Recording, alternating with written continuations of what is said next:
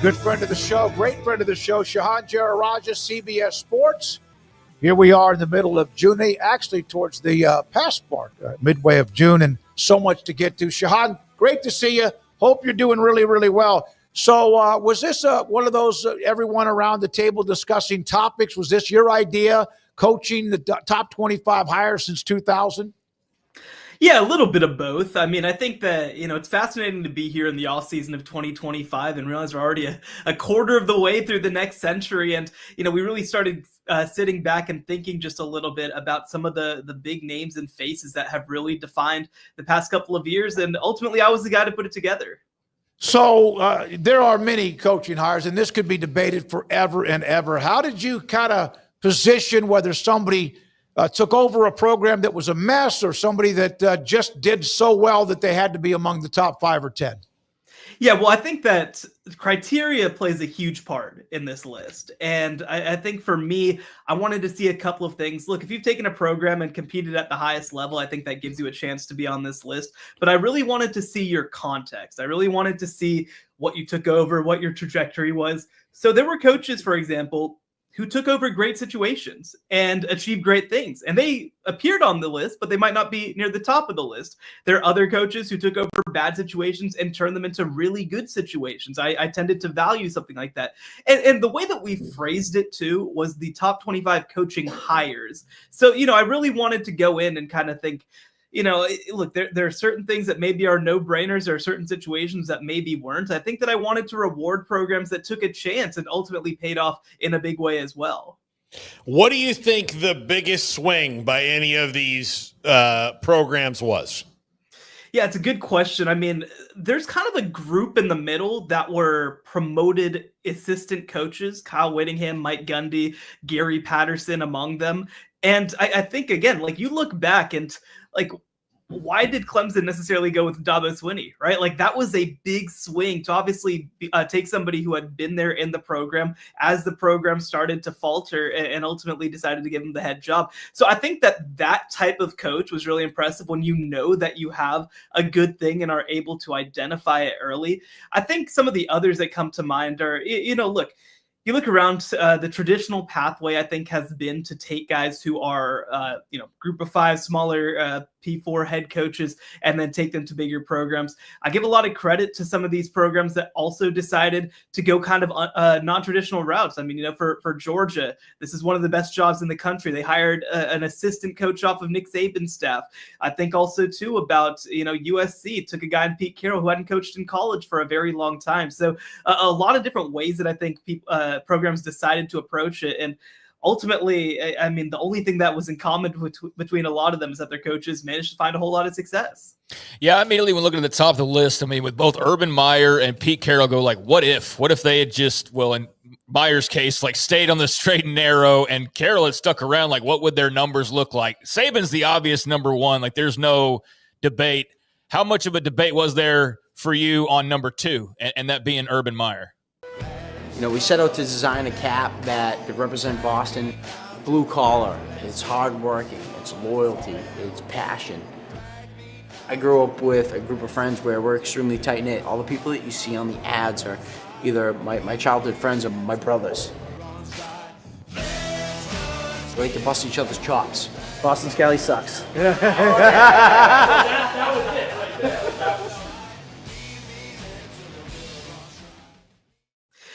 There wasn't actually a lot of debate for me at number 2, and there's a couple of reasons for that. One, I mean, just the success that he has is incredible. The other thing, too, and I clarified this on the list, I only allowed a guy to be eligible once because, look, we didn't need 1, 2, 3, 4, and 5 to all be taken up by 2 Nick Saban tenures and 3 Urban Meyer tenures. But, I think that there are 3 Urban Meyer hirings that could have ended up on this list. Of course, we went with his Florida hiring, but the Ohio State hiring, I think he transformed that place in a lot of ways. Utah, for example, right? I mean, Kyle Whittingham ends up on this list, but when Urban Meyer leaves, this is an undefeated number 2 in the country team. So like he has been incredible everywhere. So 2 to me wasn't that big of a discussion. I think once you got to 3 to 5 and you got into the Dabo, the Pete Carroll, Jim Harbaugh was on that list. Like I think that's when it got a little bit more interesting, where you start to weigh some cases and especially weigh some longevity. But to me, actually, number 1 and number 2 were pretty easy.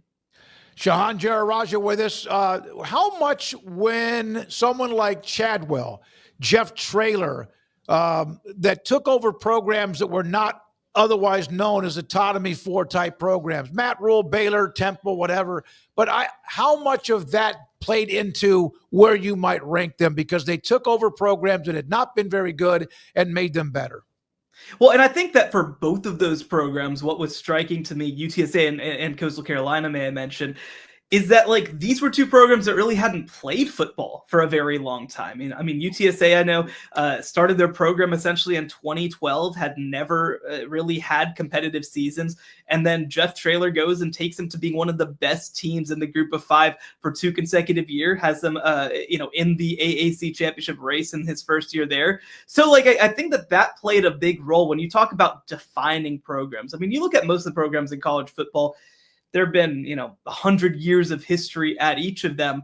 But I think to take a place that really had no history, had nothing necessarily to sell, and turn them into something that's pretty special, I think that's a great thing. And same deal, I mentioned with coaches that might have been non-traditional hires. Coastal Carolina promoted Jamie Chadwell, and he had been a small college coach beforehand, so not somebody who was obvious. Jeff Traylor, similar deal. He was a Texas high school coach who was on staffs at SMU, Texas, and Arkansas. And by the way, not especially good staffs at any of those 3 places, still ends up being a tremendous hire. So, for me, I definitely wanted to make sure and include some of the names down the board that I think have really been big deals. And especially when I look at those 2, they had multiple years of success and were able to build really over the course of 4 and 5 years.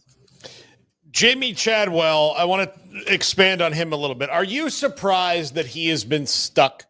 I say stuck. He may not feel that way, but he hasn't gotten those interviews. I'm wondering why, like a Virginia Tech or somebody close that's needed coaches in this Jamie Chadwell hot streak between Coastal and then Liberty the last couple of years, hasn't brought him in.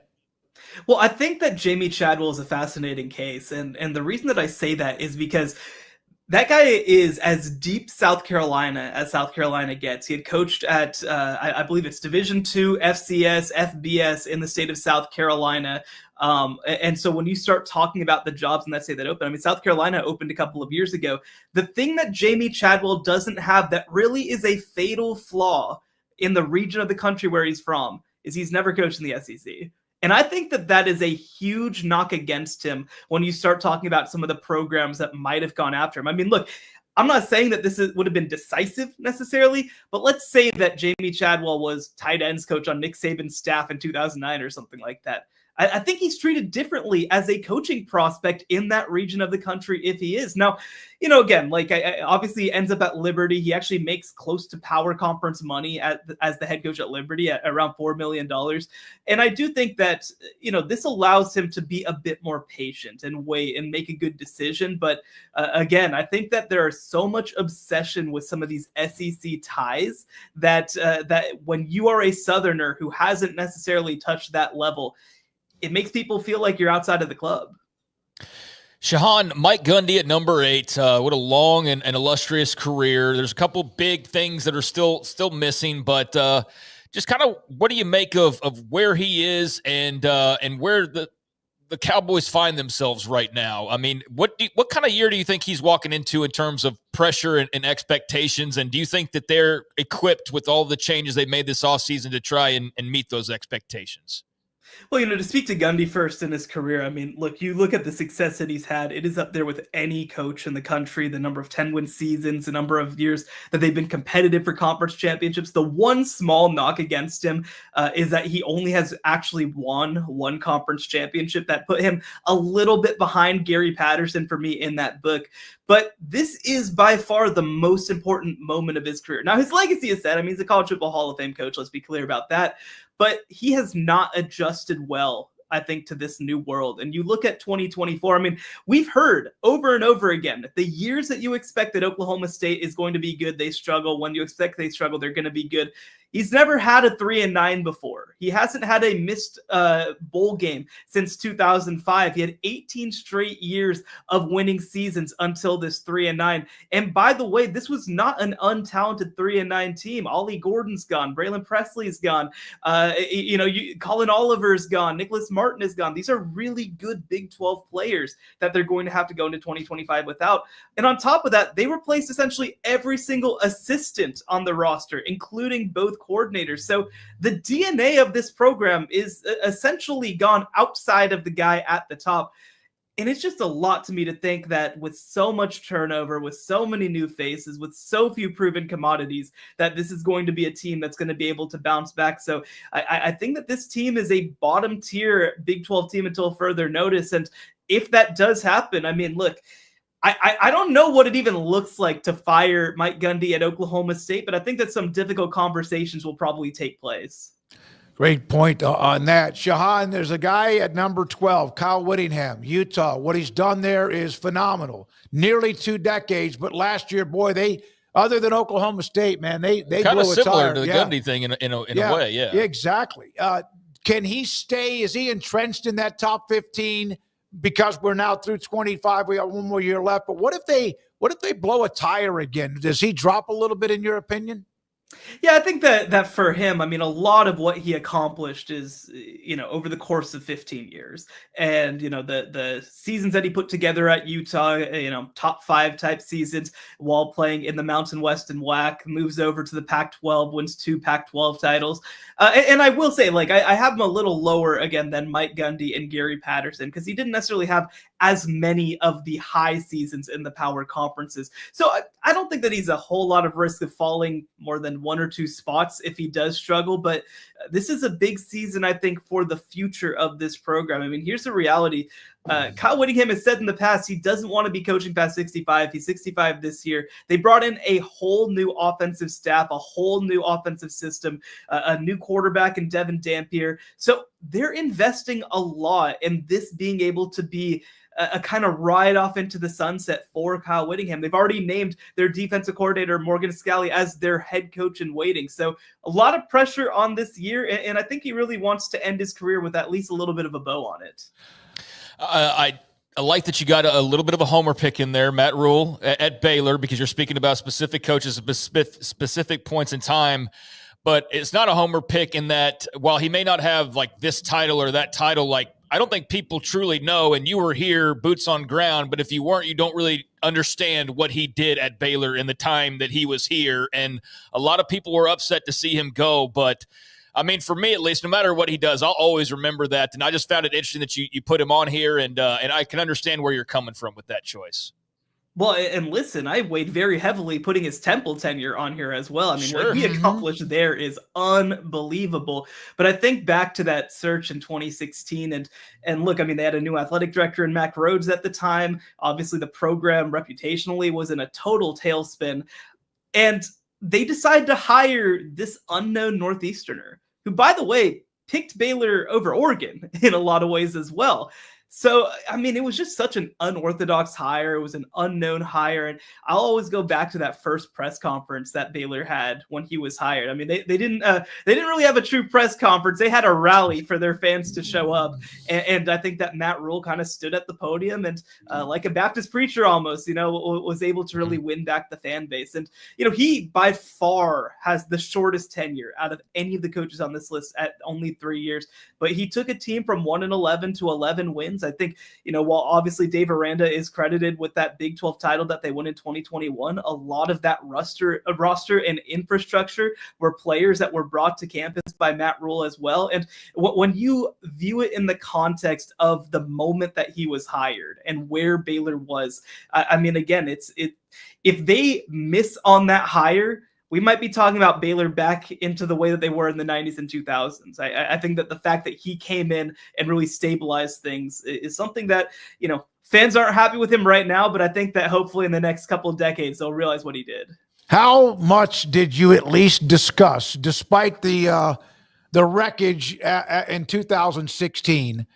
How much was Art Briles discussed, or you think about him on this list? Yeah, it's tough, right? Because, I mean, here's the reality. Let's just say hypothetically that whole situation doesn't happen. I mean, he's probably a top 10 person on this list, right? Well, when you talk about the way that he built Baylor, what he left behind here in terms of facilities and recruiting and players. But it's also about as bad a way as any coach has ever gone out at this level, and I think that, and the other thing too, like, the one that I think was also a very interesting case was Art Briles at Houston, because he, again, similar deal, took over a struggling program there, was really the guy who kind of helped set that program on the right path. They get Kevin Sumlin after that and really kind of ride off into the future. So, I mean, he was a very difficult one to try to evaluate. But, again, when you talk about the downsides of how things ended, it was just really hard to try to include him over some of the names that were on this list. Question from the chat room. Bill Snyder's maybe the number one ever about rebuilding, restructuring, not renovate. He restructured and rebuilt an entire program. Hell, he built the program. He came back and did it again, and they had a couple of double-digit wins. Was his first tenure trumping him being on the list the second tenure? No, that's a good question. I mean, I think that for me, certainly while he was formally hired again in 2009, like, it was a continuation in a lot of ways of something that happened before the year 2000. And the other thing that I'll mention as well is that by far his best teams, most exciting teams were some of the ones that happened during that first tenure. I mean, I think about 97, 98, 99. Those were, I think, the best years of Bill Snyder, even though he came back, had another tremendous run, competed for conference championships, won one in 2012. I do think that that for me, I definitely weigh his first tenure a little bit more than his second. Anything else, guys? Thank you, Shehan. Appreciate your time. Have a great summer. Hope to have you on again. Will you be at Big 12 Media Days? I'm sure you will be. I will. I hope to see you guys there. We will be there. We'll see you there. Thank you very much. Shehan Jeyarajah with the CBS Sports